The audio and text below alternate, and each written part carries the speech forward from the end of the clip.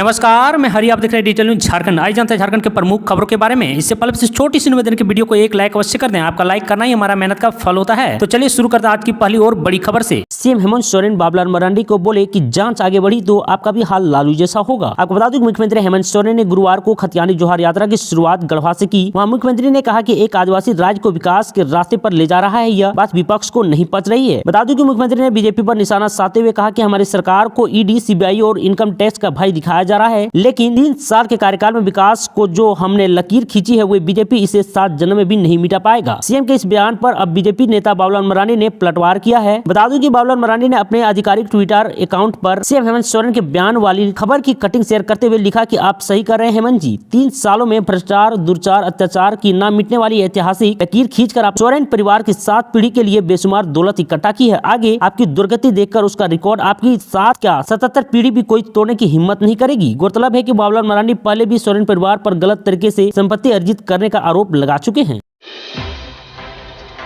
गुजरात में कौन होगा सीएम? अर्जुन मुंडा को मिली अहम जिम्मेदारी। आपको बता दूं झारखंड के पूर्व सीएम अर्जुन मुंडा को गुजरात का सीएम चुनने के लिए बनाई गई संसदीय बोर्ड में शामिल किया गया है। उनके अलावा इस टीम में राजनाथ सिंह और कर्नाटक के पूर्व मुख्यमंत्री बीएस येदियुरप्पा शामिल है। दरअसल गुजरात में बीजेपी की प्रचंड जीत के बाद अब वहाँ सरकार बनाने की कवायद तेज हो गई है। अहमदाबाद से लेकर दिल्ली तक की राजनीति गुजरात में नई सरकार के गठन को लेकर रणनीति बनाने में जुटी है। इसी क्रम में भाजपा केंद्रीय नेतृत्व में गुजरात में मुख्यमंत्री चयन के लिए संसदीय बोर्ड का गठन कर दिया गया है। बता दूं कि बीजेपी के केंद्रीय नेतृत्व ने भारतीय जनता पार्टी के संसदीय बोर्ड में विधायक दल के नेता चुनने के लिए केंद्रीय पर्यवेक्षक के तौर पर जिन्हें भेजा जा रहा है उनमें केंद्रीय रक्षा मंत्री राजनाथ सिंह, कर्नाटक के पूर्व मुख्यमंत्री बीएस येदियुरप्पा और केंद्रीय जनजातीय कार्य मंत्री अर्जुन मुंडा को रखा गया है। खबरों में आगे बढ़ने से पहले आपसे छोटी सी निवेदन की, अगर आप चैनल में नए हैं तो चैनल को सब्सक्राइब अवश्य कर ले ताकि झारखंड की हर छोटी बड़ी खबर आप तक पहुँचा सकें।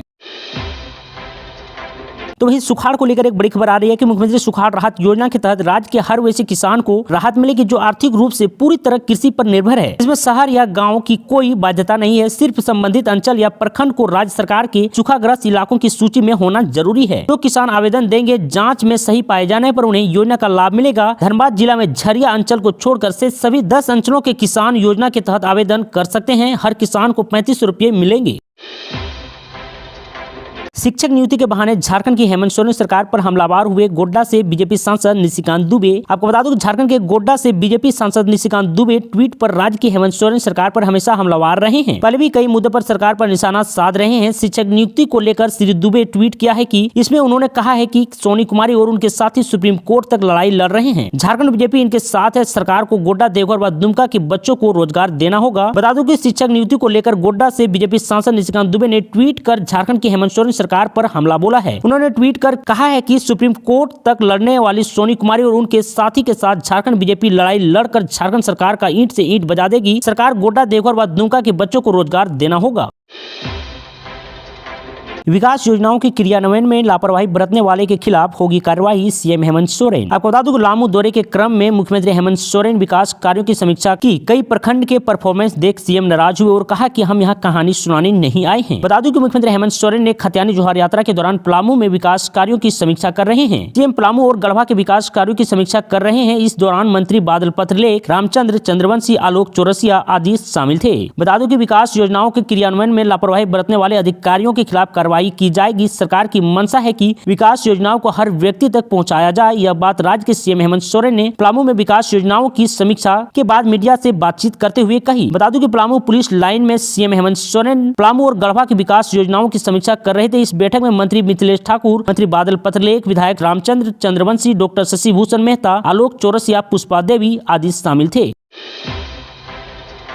साहिबगंज में बीते 3 साल में जितने भी मामले आए हैं सबकी हो सीबीआई जांच, बाबूलाल मरांडी। आपको बता दो कि पूर्व मुख्यमंत्री और भाजपा विधायक दल के नेता बाबूलाल मरांडी ने बरहड़वा टोल टेंडर विवाद और विजय हांसदा मामले सहित साहिबगंज में 3 साल के दौरान हुई सभी आपराधिक घटनाओं की सीबीआई जांच की मांग की है। बाबूलाल मरांडी ने कहा कि साहिबगंज में बीते 3 साल में जितने भी मामले सामने आए हैं सबकी सीबीआई जाँच होनी चाहिए। बता दें कि संथाल दौरे पर गए बाबूलाल मरांडी ने गुरुवार को उप राजधानी दुमका में थे। यहाँ पत्रकारों से बातचीत में बोले कि सबकी सीबीआई जाँच होनी चाहिए। बता दूं कि बाबूलाल मरांडी ने कहा कि मैंने आज ही मुख्यमंत्री को पत्र लिखकर अनुरोध किया है कि इस मामले में सीबीआई जांच होने की अनुशंसा करें ताकि न्याय व्यवस्था पर सबका भरोसा बना रहे। उन्होंने कहा है कि ऐसे गंभीर मामलों की जांच सीबीआई जैसी केंद्रीय एजेंसी नहीं करेगी तो पीड़ितों को न्याय कैसे मिल पाएगा। अपने पत्र में बाबूलाल मरांडी ने साहिबगंज के 2 चर्चित मामलों को उल्लेख किया है, जिसमें साहिबगंज पुलिस ने जल्दी से अनुसंधान पूरा कर आरोपियों को क्लीन चिट दे दी। उन्होंने कहा है कि साहिबगंज के बरहड़वा टोल टेंडर विवाद में धमकाने एवं मारपीट का मामला 22 जून 2020 को शंभुनंदन कुमार द्वारा दर्ज कराया गया था, जिसमें आलमगीर आलम, मंत्री पंकज मिश्रा, विधायक प्रतिनिधि सहित 7 को आरोपित बनाया गया था। मरांडी ने अपने पत्र में लिखा है कि 24 घंटे के अंदर ही अनुसंधानकर्ता पदाधिकारी द्वारा जांच पूरी कर डीएसपी सुपरविजन कर आरोपियों को केस से निकाल दिया गया। ईडी ने भी इसे गंभीर मामला माना है।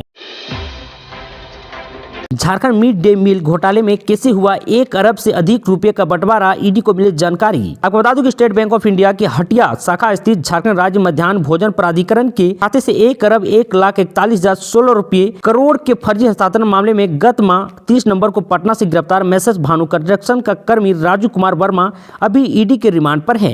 उसे ईडी ने 2 दिसंबर से 5 दिनों की रिमांड पर लिया था। पूछताछ पूरी नहीं होने पर ईडी ने कोर्ट से 3 दिन और रिमांड बढ़ाया, यानी कुल 8 दिनों की रिमांड अवधि शुक्रवार को समाप्त होगी।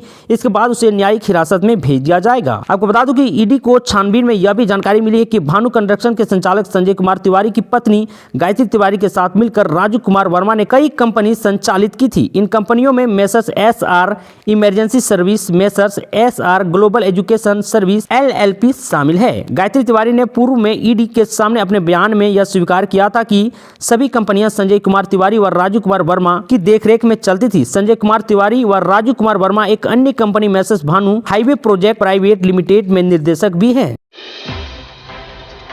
झारखंड हाईकोर्ट ने राज्य सरकार पर लगाया 50,000 रुपए का जुर्माना। आपको बता दूं कि झारखंड हाईकोर्ट ने राज्य सरकार पर 50,000 रुपए का जुर्माना लगाया है। मिली जानकारी के मुताबिक फोरेंसिक साइंस लैबोरेटरी FSL में चतुर्थ वर्ग के पदों पर नियुक्ति मामले में गलत जानकारी दिए जाने पर यह जुर्माना लगाया गया है। कोर्ट ने सुनवाई के दौरान तल्ख टिप्पणी करते हुए कहा है कि सरकार ने हाईकोर्ट का वक्त बर्बाद किया है। कई निर्देशों के बाद भी अभी तक नियुक्ति प्रक्रिया पूरी नहीं कर पाई है। गौरतलब है कि हाईकोर्ट में धनबाद में जज उत्तम आनंद हत्याकांड मामले में सुनवाई के दौरान हाईकोर्ट ने तल्ख टिप्पणी करते हुए राज्य सरकार पर जुर्माना लगाया है। हाईकोर्ट के मुख्य न्यायाधीश डॉक्टर रवि रंजन की अध्यक्षता वाली खंडपीठ ने मौखिक टिप्पणी करते हुए कहा है कि सरकार ने इस मामले में कोर्ट का वक्त बर्बाद किया है। हाईकोर्ट ने जुर्माना लगाते हुए सरकार को JSSC के क्वेरी का जवाब 1 सप्ताह में भेजने का भी निर्देश दिया है। गौरतलब है कि इस मामले में पहले राज्य की हेमंत सोरेन सरकार ने कहा था कि FSL में जो लोग संविदा में कार्यरत है उनको नियमित किया जाएगा, रिक्त पदों का स्थानीय नियुक्ति की जाएगी। बता दें कि मामले में पिछली सुनवाई के दौरान कोर्ट में राज्य सरकार की ओर से कहा गया था कि FSL में चतुर्थ वर्गीय पदों पर नियुक्ति के लिए झारखंड राज्य कर्मचारी चयन आयोग JSSC को अधियाचना भेजी गई है, लेकिन शुक्रवार को सुनवाई के दौरान सरकार की ओर से बताया गया FSL में चतुर्थ वर्ग पदों पर नियुक्ति JSSC के माध्यम से नहीं की जाती। ऐसे ही झारखंड की तमाम बड़ी खबरों को जानने के लिए चैनल को सब्सक्राइब अवश्य कर ले ताकि झारखंड की हर छोटी बड़ी खबर आप तक पहुंचा सकें। आज के लिए इतना ही। जय हिंद, जय भारत, धन्यवाद।